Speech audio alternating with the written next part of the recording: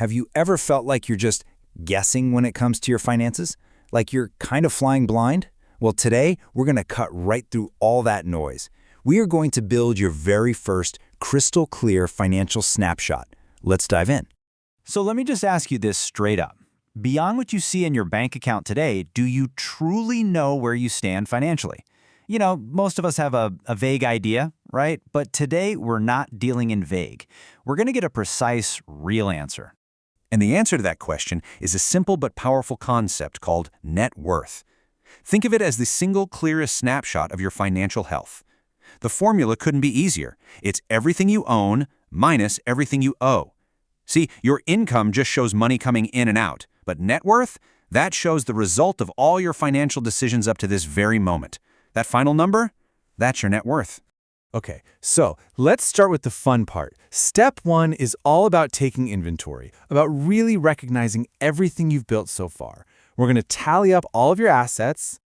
Now, to make this super easy and not overwhelming at all, we're going to group everything you own into just 3 simple categories. It's all based on how easily you can turn them into cash. We've got liquid assets, fixed and physical assets, and then a catch-all category for other assets. First up, your liquid assets. This is the stuff that's easiest to figure out, right? We're talking cash, your checking and savings accounts, and that all-important emergency fund. Now, for your investments, stocks, crypto, whatever you've got, here's the key. You've got to use their current market value, not what you paid for them, what they're worth today. That gives you a real-time view.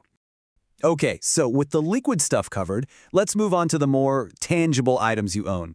These are what we call your fixed and physical assets.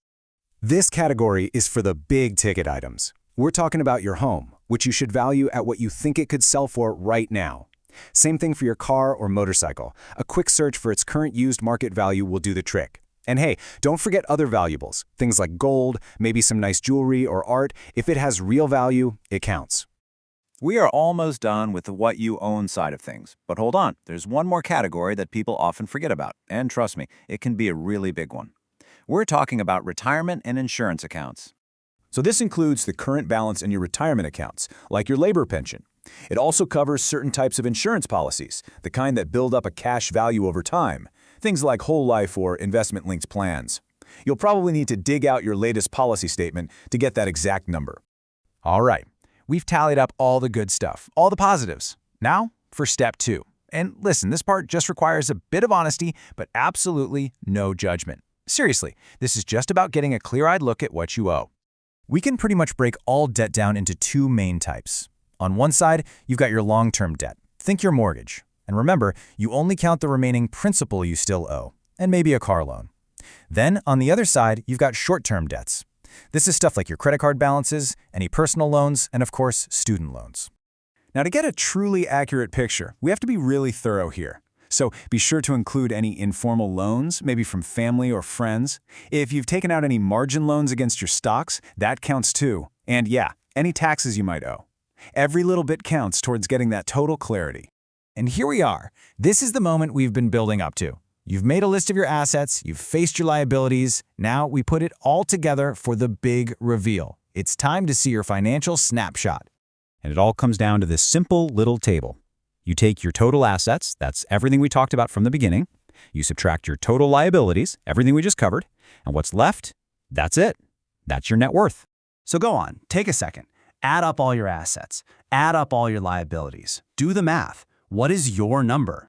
Okay, whatever that number is, whether it's big, small, positive, or even negative, I need you to hear this loud and clear. It is not a grade. It is not a judgment on you as a person. It is simply a starting line. It's the most essential piece of information you need to start planning your financial future. So, what's next? What do you do with this number? Here's a super simple action plan. First, put a reminder in your calendar to do this again in 6 to 12 months. Track your progress. Second, take a hard look at your debt. You can calculate a quick debt ratio. Just divide your total debts by your total assets. If that number feels high, it's a clear sign that paying down debt should be a huge priority. And third, just embrace this knowledge. This number isn't a score, it's power. It's the data you need to build the future you want. I really want to leave you with this thought because it's so important. If you did the math and your net worth is negative, please do not be discouraged. All it means is that you now have a totally clear, honest picture of your financial reality. And having that clarity, that is the absolute first step towards financial freedom. At the end of the day, knowing where you are is the only way to figure out how to get where you want to go. This whole exercise, it just gave you the map. So the only question left is, are you ready to take your financial snapshot?